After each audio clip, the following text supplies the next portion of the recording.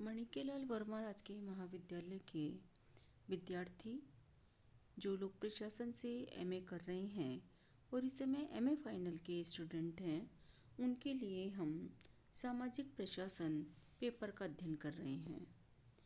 सामाजिक प्रशासन के विगत वीडियोज़ में हमने सामाजिक प्रशासन से संबंधित कई बिंदुओं का अध्ययन कर लिया है जो हमारे पाठ्यक्रम में शामिल है।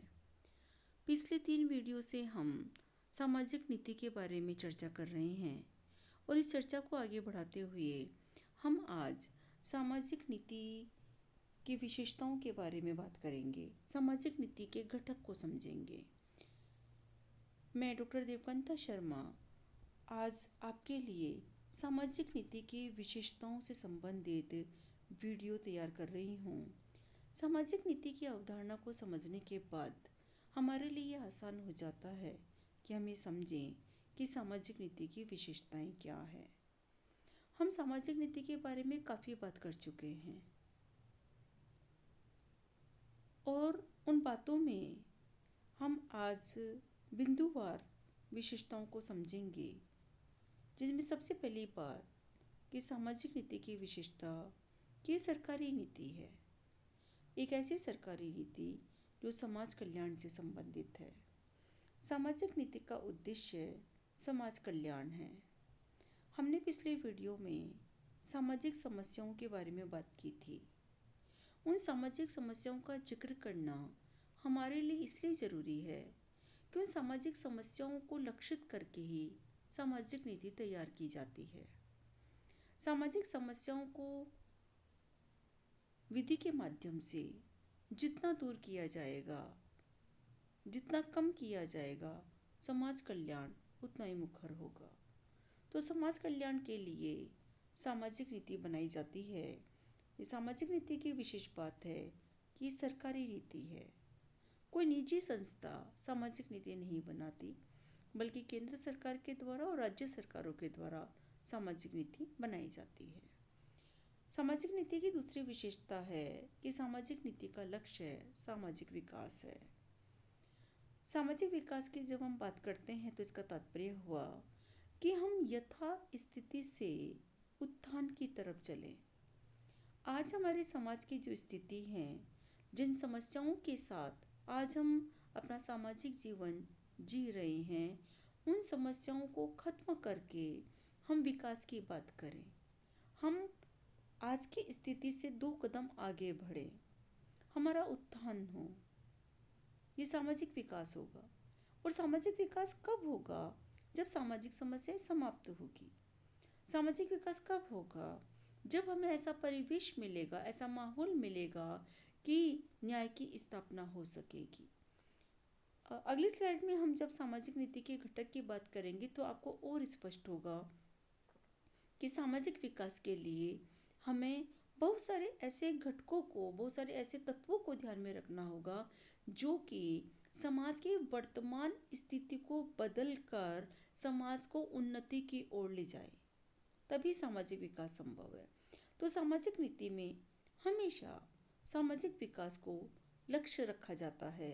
सामाजिक विकास के लिए ही सामाजिक नीति बनाई जाती है।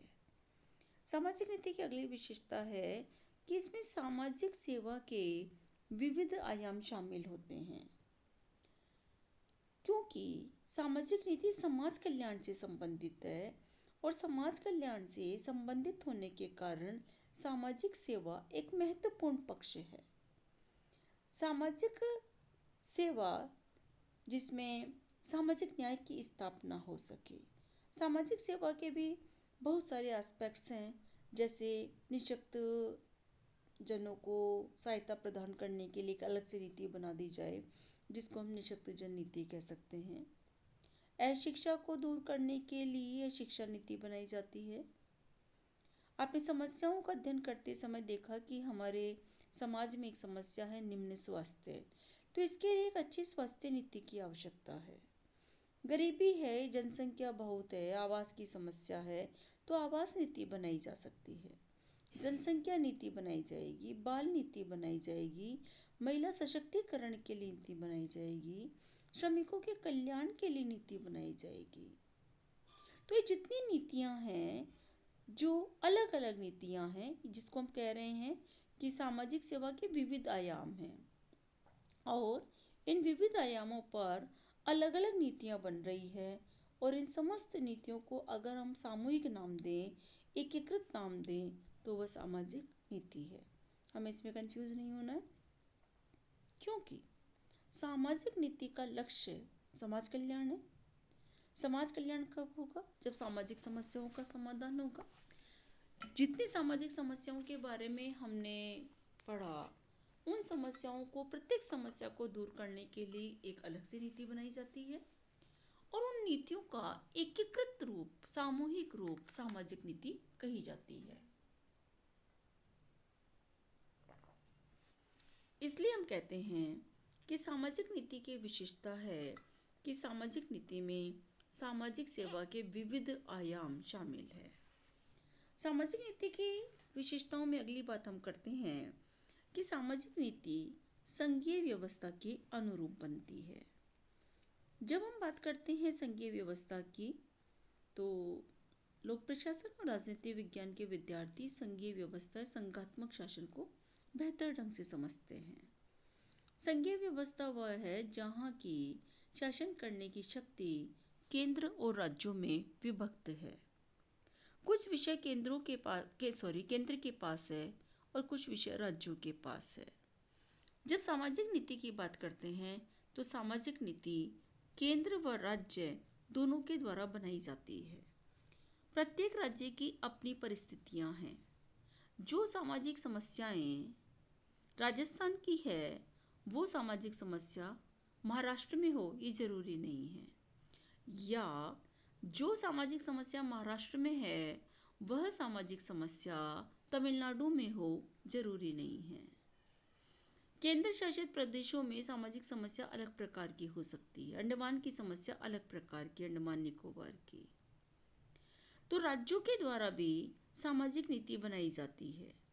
अगर केंद्र सामाजिक नीति बनाता है तो वो पूरे देश के लिए एक जैसी नीति होगी, लेकिन क्योंकि राज्यों की प्रकृति अलग प्रकार की है, राज्यों की समस्याएं अलग प्रकार की है, उनकी सामाजिक व्यवस्थाएं अलग प्रकार की है, भौगोलिक परिस्थितियां अलग प्रकार की है, और उन भौगोलिक परिस्थितियों से भी सामाजिक समस्याएं जन्म लेती हैं। तो ये जरूरी है कि राज्यों के द्वारा भी सामाजिक नीति बनाई जाए। तो सामाजिक नीति केंद्र और राज्य दोनों के द्वारा बनाई जाती है। यह नीति देश काल के अनुरूप परिवर्तित होती रहती है। देश काल से तात्पर्य है कि जैसे जैसे परिस्थितियां बदलती हैं, वक्त बदलता है। एक परिस्थिति हमेशा नहीं रहती।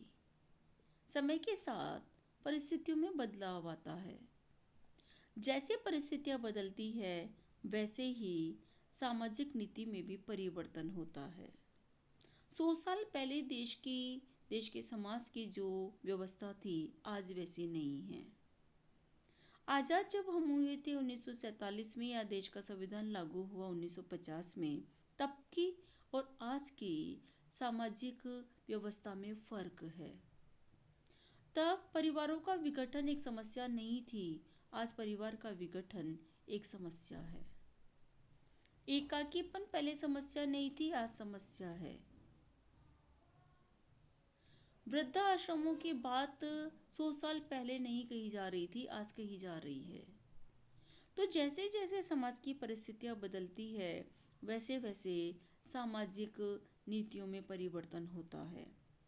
नई मांग उत्पन्न होती है समाज की। पुरानी समस्याएं खत्म हो सकती है और नई समस्याएं जन्म ले सकती है। और ऐसा भी हो सकता है कि कुछ समस्याएं जो 50 साल पहले विद्यमान थी, वो अपने परिवर्तित स्वरूप में आज भी विद्यमान हो। जैसी भी परिस्थितियां होगी समाज की, उसका अध्ययन करके, समस्या से संबंधित आंकड़ों का संग्रहण करके, उन आंकड़ों का विश्लेषण करके सामाजिक नीति बनाई जाती है। यही कारण है कि सामाजिक नीति बदलती रहती है, वक्त के साथ, परिस्थितियों के साथ, समस्याओं में परिवर्तन के साथ, या समाज की मांग के साथ या सामाजिक विकास की उत्पन्न होने वाली नवीन आवश्यकताओं के अनुसार सामाजिक नीति में परिवर्तन होता रहता है। ये सामाजिक नीति की एक बहुत महत्वपूर्ण विशेषता है। और आखिर में हम जब सामाजिक नीति की विशेषता की बात करते हैं तो आखिर में हम इस बात को समझते हैं कि सामाजिक नीति संवैधानिक प्रावधानों के अनुरूप होती है। हमारे देश के संविधान में जो स्वतंत्रता, समानता, बंधुत्व, न्याय की बात कही गई है, उन्हीं के अनुरूप सामाजिक नीति बनाई जाएगी। नीति निर्देशक तत्वों में राज्य को जो कर्तव्य सौंपे गए हैं उनको ध्यान में रखकर सामाजिक नीति बनाई जाएगी। मूल अधिकारों के तहत नागरिकों को जो अधिकार दिए गए हैं संविधान के द्वारा, उनको केंद्र में रखकर सामाजिक नीति अपनाई जाएगी। संविधान के प्रस्तावना में जो हमने संविधान के आत्मा, मूल तत्व है, जो हम स्वतंत्रता, समानता, बंधुत्व, सामाजिक न्याय, राजनीतिक न्याय, इसकी बात करते हैं, हम इसको केंद्र में रखकर, इसको ध्यान में रखकर सामाजिक नीति बनाई जाएगी। हमारे कहने का तात्पर्य, हमारे विचार का तात्पर्य ये है कि सामाजिक नीति में इस बात को महत्व दिया जाएगा, शामिल किया जाएगा कि हमारे संवैधानिक प्रावधान क्या हैं, नागरिकों के लिए, जनता के लिए राज्य से क्या अपेक्षाएं हैं, राज्य उन अपेक्षाओं को पूरा करें। हम इस बात को जानते हैं, आप लोग विगत कक्षाओं में भी पढ़ चुके होंगे कि हम यानी कि भारत लोक कल्याणकारी राज्य है। लोक कल्याणकारी राज्य, लोकतांत्रिक व्यवस्था, जब हमारे एक प्रशासनिक व्यवस्था की विशेषता है, तो इस लोक कल्याणकारी और लोकतांत्रिक प्रशासनिक व्यवस्था से कुछ उम्मीदें होती है समाज को, नागरिकों को, और राज्य उन उम्मीदों से उत्पन्न होने वाली मांगों को दृष्टिगत रखते हुए सामाजिक नीति बनाता है। तो ये एक और बात जुड़ गई सामाजिक नीति की विशेषताओं में कि सामाजिक नीति बनाते समय संवैधानिक प्रावधानों की अवहेलना नहीं की जा सकती।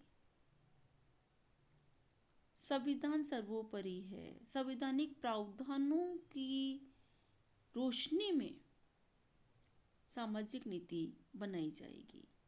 तो सामाजिक नीति की ये महत्वपूर्ण विशेषता हुई कि सरकारी नीति है, इसका लक्ष्य सामाजिक विकास है और इसमें सामाजिक सेवा के, समाज सेवा के विविध आयाम शामिल है।